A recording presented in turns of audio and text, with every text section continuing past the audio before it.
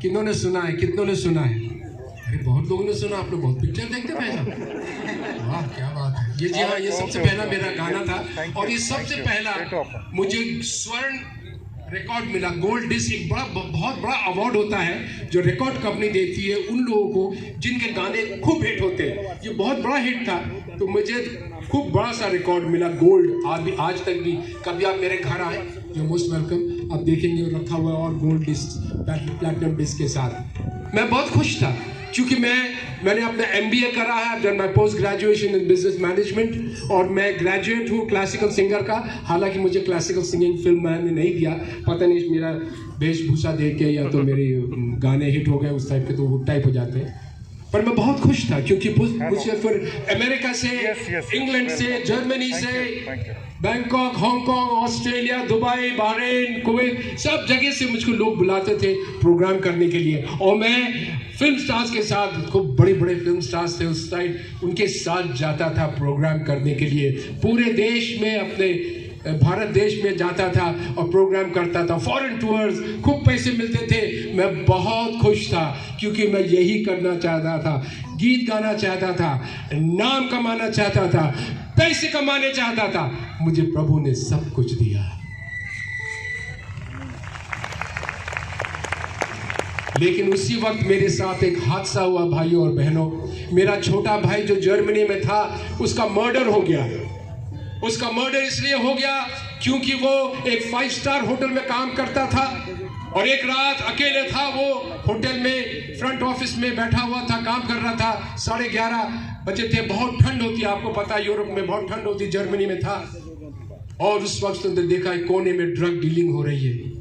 मेरे भाई और बहनों, आपको पता है ड्रग डीलिंग के पीछे माफिया होती है।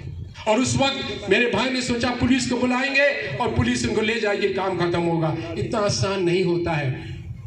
ड्रग डीलिंग के पीछे माफिया होता है जो किसी को भी नहीं छोड़ता अगर आप उनके बारे में शिकायत करें। तो मेरा भाई, हम इलाहाबाद के हैं, छोटे शहर के, यूपी का है, वो यूपी में कुछ सिंपल आदमी था, उसने सोचा पुलिस को बुलाएंगे।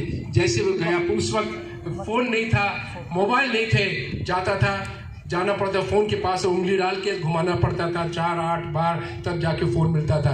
जब तक वो कोशिश करा, माफिया आई, उसका गला घोट दिया, उसको मार डाला। अकेला था, उसका बदन घसीट के एक सामने एक तालाब था होटल का, 5 स्टार होटल तोले के सामने, उसको वहां जाके फेंक दिया। मेरा भाई मर गया।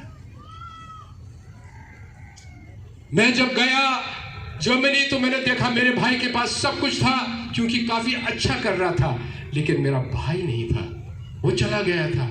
मुझे पता नहीं कहां चला गया, पर यह है कि वो चला गया, अब कभी नहीं आएगा। और मैं रोया इसलिए क्योंकि मेरा वो छोटा भाई था, पर उससे ज्यादा मैं रोया कि परमेश्वर, किस तरह के आप परमेश्वर हैं। आपने मेरे छोटा भाई को ले लिया, उसकी शादी में नहीं हुई थी और आपने उसको ले लिया। बहुत मैं उदास हुआ और थोड़ा गुस्सा भी हुआ। और फिर मैं वापस आया अपने देश, भारत देश वापस आया। खूब अवार्ड्स मिलते थे, फिल्म्स मिलती थी, पैसे मिलते थे, लेकिन दिल में शांति नहीं थी। तब मैंने सोचा कि जिंदगी में पैसे, नाम और सब कुछ से ज्यादा कुछ और होना चाहिए। हम लोग ऐसे नहीं है कि हम लोग आए और चले गए, कुछ और मकसद होना चाहिए। और तब मैं ढूंढने लगा इस जिंदगी का मतलब, और मैं सब जगह गया। मेरे दोस्त थे film stars, music directors, singers, actors, actress, सब ने कहा यहाँ जाओ, मैं यहाँ गया। किसी ने कहा वहाँ जाओ, मैं वहाँ गया। किसी ने कहा इससे मिलो, इससे, किसी ने कहा वहाँ जाओ, वहाँ सब जगह गया, लेकिन शांति मुझे मिली नहीं। मैं फिर भी परेशान था। फिर कुछ लोगों ने कहा कि यीशु मसीह है। अरे मैंने कहा देखिए सुनिए, मैं बहुत जगह गया हूँ, अब थक गया हूँ। उन्होंने कहा हम आपके लिए प्रार्थना करना चाहते हैं और आपके लिए प्रार्थना करेंगे, प्रभु आपको आशीष देगा। मैंने कहा ठीक है। तो जब मैंने प्रार्थना करी, जब मैंने पापों का पश्चाताप किया भाइयों और बहनों, तब मैं विश्वास नहीं करता था, पर जब मैंने प्रार्थना की, मैंने अपने पापों का पश्चाताप किया, मुझे वो शांति मिली जो मुझे ना पैसे, ना नाम, ना शोहरत कोई नहीं दे पा रहा था, यीशु मसीह ने दिया। जी हाँ, ताली बजाने लायक है, धन्यवाद देने लायक है, क्योंकि मेरा जीवन बदल गया।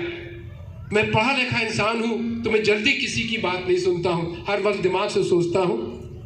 और उस वक्त मैं जान गया कि परमेश्वर से बढ़ के कोई, यीशु मसीह से बढ़ के कोई भी शांति देने वाला जिंदगी में नहीं। अब मेरे भाइयों बहनों, मैं इसीलिए आज आपके सामने खड़ा हूँ बहुत नम्रता से। हर इंसान कहीं से भी आप आए हो, ये कहने के मतलब इस शांति का महोत्सव है, इसको आप प्यार से स्वीकार करें, शांति पाए, यही हमारी दुआ है। हम सब जो यहाँ पर आए हैं, हमारे अपने दीपक होलकर भाई भी आए हुए हैं दूर से, वो भी आपके लिए कुछ भी बोलना चाहते हैं। आप ज़रूर सुनिए उनकी बातें और आशीष पाइए उनसे।